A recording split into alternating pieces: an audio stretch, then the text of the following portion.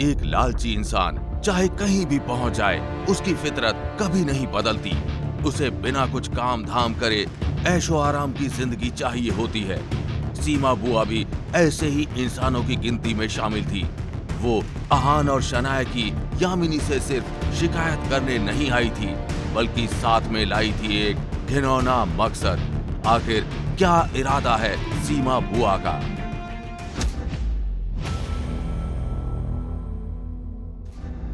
आहान, तुम्हें हाथ उठाने की क्या जरूरत थी? मॉम, आप मुझे बहुत डिसअपॉइंट कर रही हैं। तुम चुप हो जाओ शनाया, मेरा सर दर्द और मत बढ़ाओ। तुम्हारे पापा यहाँ नहीं हैं, तो इस वजह से हमारे घर में वैसा ही होगा जैसा मैं कहूंगी। आहान, अपनी सीमा बुआजी और रतन भैया से माफी मांगो। यामिनी भाभी, क्या आपको लग रहा है कि मैं और मेरा बेटा एक माफी से चुप हो जाएंगे? आसान सी बात है। मैं इस आहान से कह देती हूँ, पहली बात कि ये आहान अपने घुटनों पर बैठकर मुझसे और मेरे बेटे से माफी मांगे। उसने रतन के साथ जो कुछ भी किया है, उसके बदले में मेरा बेटा आहान को कसकर 2-4 थप्पड़ लगाएगा। क्या आपकी दूसरी मांग क्या है?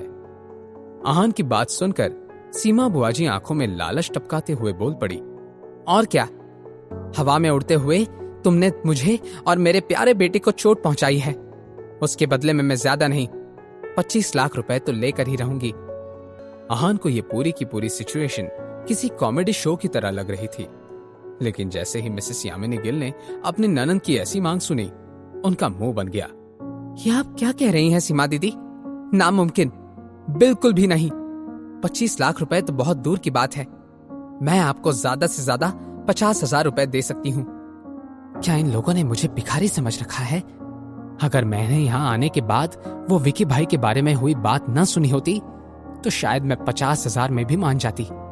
लेकिन अब मैं जान चुकी हूँ कि इन लोगों के पास बहुत पैसा है, और ये जानने के बाद अगर मैं यहाँ से खाली हाथ वापस लौटी तो मुझे अपने आप पर ही शर्म आएगी। ये सब सोचने के बाद सीमा बुआजी ने गुस्से दिखाते हुए अपने भाभी से कहा, भाभी, क्या आप मुझे भिखारी समझकर मुझसे पीछा छुड़ाने की कोशिश कर रही हैं? सीमा दीदी, देखिए, आपका जो भी नुकसान हुआ उससे बिल्कुल पैसा ठीक नहीं कर सकता, और वैसे भी आपको और आपके बेटे को आहान ने जो भी तकलीफ पहुंचाई है उसने ही मारपीट की है, तो आपको अपना हिसाब आहान से बराबर करना चाहिए। और मुझे इस सबसे कोई प्रॉब्लम नहीं है। आहान के प्रॉब्लम्स का गिल फैमिली से कोई लेना देना नहीं है। भाभी, क्या आहान आपका दामाद नहीं है? मैं एक आखिरी बार आपसे पूछ रही हूँ कि आप मुझे 25 लाख रुपए दे रही हैं या नहीं? सोच समझकर जवाब देना भाभी, कहीं आगे जाकर आपको अपने इस फैसले पर पछतावा ना करना पड़े। और हाँ सीमा दीदी, मेरा आपके और आहान के इस मसले में बीच में पड़ने का कोई इरादा नहीं है। मिसेस यामिनी गिल का ये जवाब सुनने के बाद सीमा बुआजी के चेहरे पर कोई डिसअपॉइंटमेंट नहीं था। उल्टा वो तो एक टेढ़ी मुस्कान के साथ यामिनी भाभी की तरफ देखने लगी। अच्छा, कोई बात नहीं भाभी, वैसे मुझे आपको एक कुछ बताना था। वो क्या हुआ था ना, कुछ दिन पहले मैं किसी आदमी से मिली थी। क्या सरनेम था उनका? हाँ, याद आया, शर्मा। वो मुझसे कह रहे थे कि आप और वो कॉलेज में थे। भाभी, क्या आप चाहती है कि मैं ये कहानी बताना कंटिन्यू करूं? सीमा दीदी, अगर आप नाराज हैं तो हमें बैठकर शांति से बात करनी चाहिए। आप क्या कहती हैं? भाभी, बात तभी करेंगे जब आप मुझे 25 लाख देने के लिए तैयार होंगी। ठीक है दीदी, आहान धीरे धीरे करके आपको 25 लाख रुपए दे देगा। मैं खुद जिम्मेदारी से उससे ये काम करवाऊंगी। ये शर्मा कौन है जिसका नाम एक बार सुनते ही मॉम इतना घबरा गई? जितना मैं उन्हें जानता हूं, वो किसी से हार नहीं मानती हैं।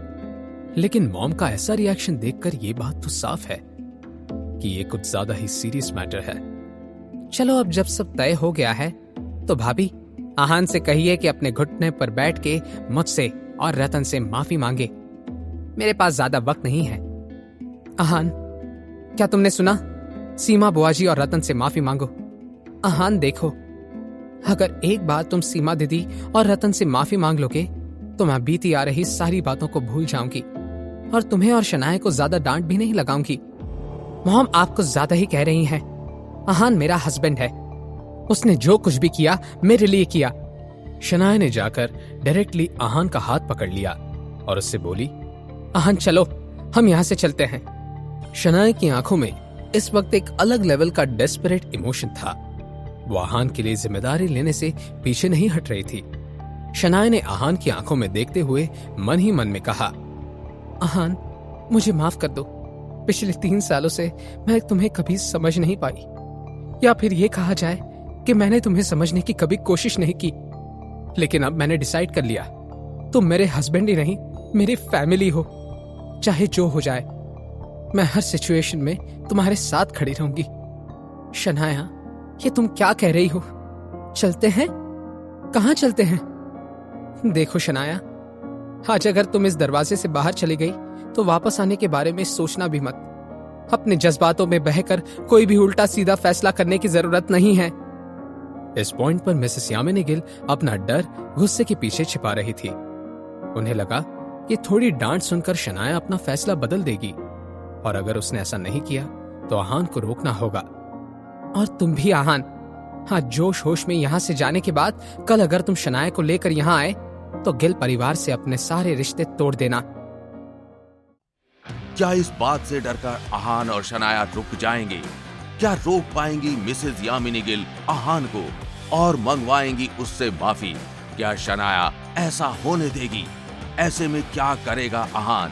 क्या आहान एक बार फिर रिश्तों के खातिर झुकाएगा अपना सर? जानने के लिए देखिए अगला एपिसोड सिर्फ पॉकेट एफएम के YouTube चैनल पर। और सीक्रेट अमीरजादा के सारे एपिसोड्स को सुनने के लिए डिस्क्रिप्शन में दी गई लिंक से डाउनलोड कीजिए पॉकेट एफएम ऐप।